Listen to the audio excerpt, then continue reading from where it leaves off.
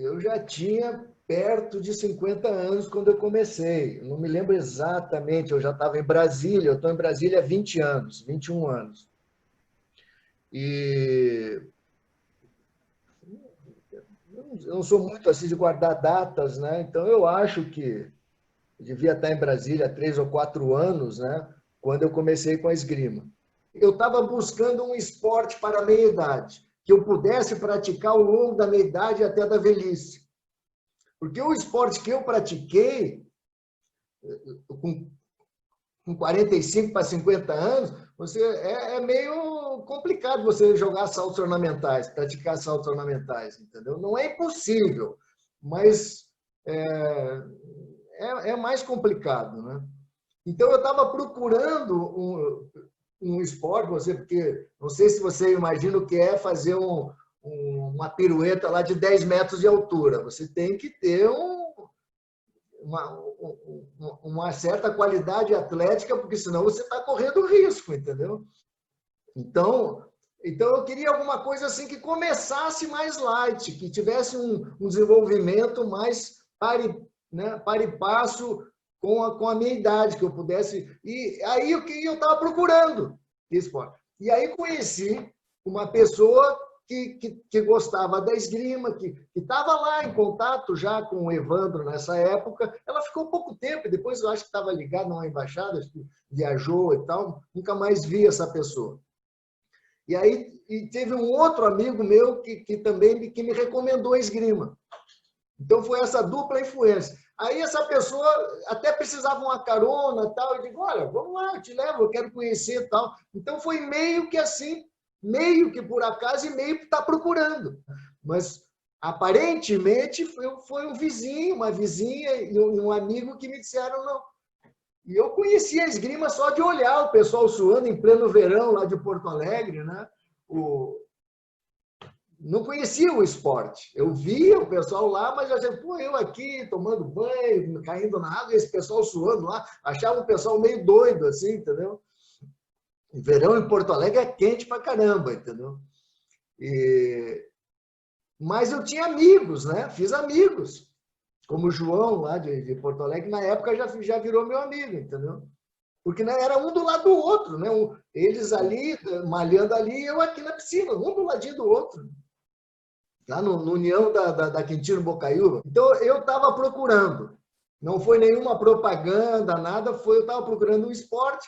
E aí, dupla casa de uma vizinha que já estava praticando lá com o Evandro, e mais um amigo que me orientou, assim, não, acho que você vai gostar. Tal, tal. E aí, para minha surpresa, eu me apaixonei pelas qualidades da esgrima. Pelo fato o que eu fui aos poucos sentindo na esgrima e despertando em mim não só a vontade de praticar aquele esporte como um hobby de meia-idade, vamos dizer assim, para manter a barriga um pouquinho no lugar, mas quase como um dos meus trabalhos na vida. Entendeu? De levar aquilo se tornou um ideal para mim. Confessar um duplo ideal. Um de levar a esgrima, né? E outro de mostrar para as pessoas, como eu sou há muitos anos um simpatizante do vegetarianismo, né? Bom, ao mesmo tempo eu vou fazer, se eu tiver algum sucesso nesse esporte, isso ao mesmo tempo vai ser uma propaganda, né, natural para o vegetarianismo. Né? Nós somos gaúchos, né? Eu fui criado a churrasco e tal, e deixei a carne não por não gostar de carne, adorava a carne, como todo gaúcho, mas por questão de filosofia, de achar que era uma coisa melhor para mim, para o mundo e tal. Enfim, eu estou muito, muito feliz, muito entusiasmado com o trabalho de vocês, pelo fato de ter uma filosofia de querer difundir a esgrima no nosso país ao máximo possível, né? E depois, se a gente tiver sucesso nessa questão de difundir a esgrima, o resto vem ao natural. Por que futebol é tão conhecido no mundo inteiro, o futebol brasileiro? Porque todo mundo joga futebol, todo mundo bate uma bolinha, tal, desde a favela até a classe A. Né? Então, claro que eu Acho que é um sonho de uma noite de verão esperar tudo isso para esgrima. Mas que eu gostaria, né? Por quê? Por acreditar tanto na esgrima. Mas eu tinha esse duplo, passei a ter, para minha surpresa, esse duplo ideal de propagar, difundir, popularizar a esgrima. Por que isso? Pelas qualidades da esgrima, que eu me apaixonei, entendeu? Pelas assim, qualidades formativas para a nossa juventude. Todo o meu trabalho é para tentar fazer alguma coisa que melhore um pouco esse mundo tão problemático que a gente vive, né? E, para mim, a esgrima passou uma parte disso, levar a esgrima para o meu país, para a América Latina e tal, né? Onde ela ainda não tem aquela tradição que tem na Europa e tem em outros lugares, né? Isso é importante, até se eu vou falar depois de medalha, de algum sucesso assim, em competições, porque o fato da gente ter um ideal ajuda muito, entendeu? O meu mestre sempre foi o Evandro, porque naquele momento exato, ele era o único mestre de esgrima aqui em Brasília. Uhum. Depois, com o tempo, foram surgindo um ou outro, ele foi para o exterior, enfim. Mas, assim, que foi a minha base, a minha formação sempre foi o mestre Evandro. E talvez por isso mesmo que eu sempre fui espadista, né? Porque ele, como ele estava sozinho aqui em Brasília, ele queria concentrar numa arma para eventualmente alcançar melhores resultados, tal. Então, assim como mestre, foi sempre o Evandro, né? O pessoal, quando eu entrei para a esgrima, já tinha uma turminha, né? Que o mestre Evandro ensinava. Então, por exemplo, eu me lembro assim que já tinha o Fabro, por exemplo, o Eduardo Fabro, que era um dos mais experientes, assim, pelo menos tecnicamente, né? E, enfim, outros, me lembro do Rinaldi, me lembro do PH, me lembro de umas meninas que trabalhavam, que jogavam naquela época, né? Mas que com o tempo foram se afastando, sabe como é? A mulher casa, tem filho, tem neto, tem isso, que aquilo, e é difícil manter a esgrima, né? Mais difícil do que para nós, via de regra, né? É um esporte que exige paciência, né? Quem olha de fora talvez não perceba isso, mas a gente que olha por dentro a esgrima sabe disso, né? São anos até que você comece a entender um pouco da prática real, assim, principalmente se você quiser competir, né? Se quiser só se divertir, talvez nem seja tanto. Mas se você quiser ter alguma qualidade assim competitiva, é uma coisa que exige muita paciência, né? O que, para mim, é uma das virtudes da esgrima. Eu quero popularizar a esgrima pelas qualidades formativas desse esporte. Do caráter, da coragem, da perseverança, da concentração. Quando eu digo formativo, não me refiro nem principalmente física, embora a qualidade física também seja importante, né, na esgrima.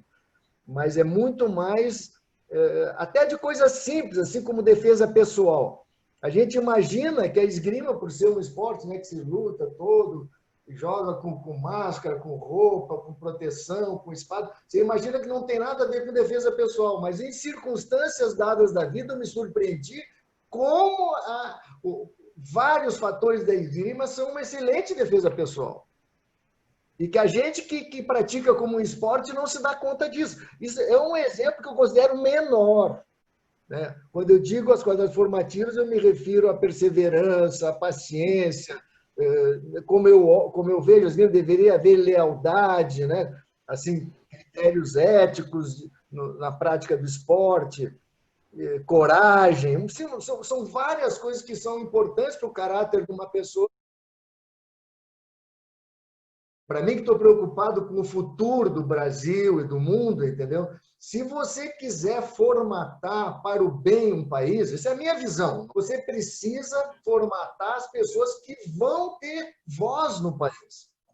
Você precisa e se o esporte vai ser parte disso, eu acho que o esporte é parte disso, tem que ser um esporte que tem uma certa nobreza, nobreza entre aspas, pelo amor de Deus. Eu não sou monarquista nem nada disso, mas que tenha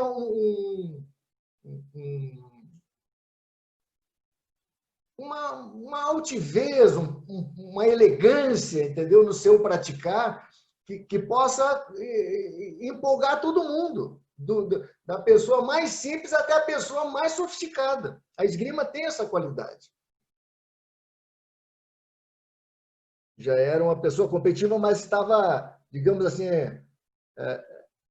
aposentado há muito tempo. Né? Mas na minha adolescência, todo o esporte competitivo, como vocês sabem muito bem, ele tem alguma coisa de Freud explica. Né? Você tem que ter um drive, uma motivação psicológica para aquilo. Nós que somos competidores, temos esse drive competitivo. Só que, então, quando eu entrei na esgrima, eu não estava buscando isso. Até porque eu não conhecia. Eu estava buscando um esporte que eu pudesse praticar na minha idade e na velhice. Isso. Esse foi o meu drive inicial. Só que quando eu comecei a gostar da coisa, aí o drive competitivo veio. Mas veio muito mais forte do que antes. Porque antes era mais Freud explica e acabou. Agora era Freud explica mais um ideal de tornar a esgrima conhecida e de mostrar que o vegetarianismo não é coisa de pode crer, de maluco, é uma coisa séria. Então foi uma tripla motivação. A paixão pela esgrima, a vontade de mostrar que o vegetarianismo é coisa séria e a velha índole competitiva que estava adormecida há muito tempo, né, pelo trabalho, pela idade, mas que quando eu cheguei lá para os 45 anos, eu comecei, não, eu tenho que fazer alguma coisa, eu tenho que, né, até para manter a saúde, até para manter, como eu digo, uma condição física razoável, tal. Eu tenho que ter um esporte, eu tenho que ter como eu digo, uma cenourinha na minha frente para me levar, porque eu me divirta, certo? Então houve assim, no momento, em relação à esgrima, eu não estava buscando competição. Isso veio quando eu comecei a conhecer mais. Eu disse, não, isso aí agora se tornou um ideal de vida. Quando a paixão pela esgrima se tornou real na minha vida, né, eu digo, eu tenho que competir. Se eu quiser ajudar esse esporte, eu vou ter que competir. E aí, qualquer competição eu ia, né? Ia lá, ficava lá em penúltimo lugar, tal, tomava couro de todo mundo, mas eu digo, o caminho é esse, não tem outro caminho. E aí, pouco a pouco, né, eu comecei a dedicar mais tempo, né? Pela aposentadoria, tive mais tempo, né? Então, as motivações que eu tinha, né, foram me levando a superar os obstáculos, né, ter paciência para apanhar de todo mundo. Aí comecei a ter alguns resultadozinhos assim. Como o meu objetivo era difundir a esgrima, eu tinha que me tornar alguma coisa na esgrima para poder chegar e falar em nome da esgrima, né? Então, se você ganha o Campeonato Brasileiro, se você ganha o Campeonato Sul-Americano e tem uma medalha no Campeonato Mundial, então isso já me autorizava a falar em nome da esgrima, né? Que era um dos meus objetivos, né? Acho que um dos melhores resultados que eu tive foi... Eu tirei 5º lugar no Campeonato Brasileiro, livre. Mais ou menos nessa época do Mundial aí, que para mim foi um excelente resultado, entendeu? E eu já com 50 anos, entendeu? Pô, era... E não tinha nenhuma medalhinha. Naquela época que começou a ter uma medalhinha de veterano, entendeu? Na época, gente, praticamente não tinha esgrima de veteranos no Brasil. Você tinha pessoas como eu e mais alguns aí, né? Hoje em dia o Guarneira e a turma que apoia o Guarneira aí, Mas antes a Maria Helena, quero falar muito dessa amigona que eu tenho aí em São Paulo, que é a Maria Helena Guatimozinho. Ela foi uma pessoa que me estimulou muito, principalmente para ir para o Mundial, que você perguntou. Mas antes disso, claro, eu tive que trilhar todo um caminho de competições, entendeu? É tipo judô, né? Judô, você aprende judô aprendendo a cair. Então, esgrima também, você tem que aprender a perder para você crescer na esgrima, entendeu? Ter paciência, ter perseverança para você ir galgando os passos, né? Aquilo para mim era uma escola para chegar a algum lugar, entendeu? Mesmo não tinha uma medalhinha de veterano, não tinha nada no Brasil naquela época. Até porque tinham muito poucos veteranos praticando, né? Então não era má vontade dos nossos dirigentes, nem nada disso, é que realmente não tinha, não era hábito, entendeu? Até porque, como a esgrima nunca foi muito popular no Brasil, ela estava muito ligada com a competição. Chegava um ponto que o cara já não tinha como competir com a moçada, o cara meio que largava, se tornava dirigente ou ia embora. Entendeu?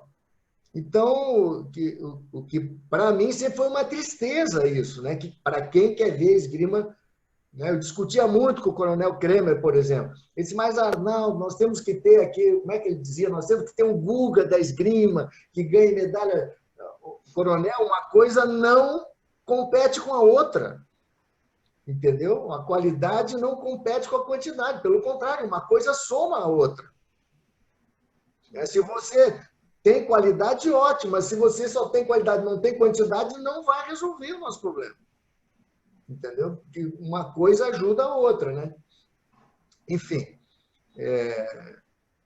Então, fui trilhando esse caminho pouco a pouco, e aí fui conseguindo alguns resultados, e devo muito, repito mais uma vez, a Maria Helena, mesmo quando a gente não tinha quase veteranos aqui no Brasil, nós que começamos, algumas pessoas, né, começaram isso, tivemos apoio da CBE, tal, um apoio assim discreto, mas eles, enfim, claro, só tinham que apoiar, né, e apoiaram o pouquinho que podiam.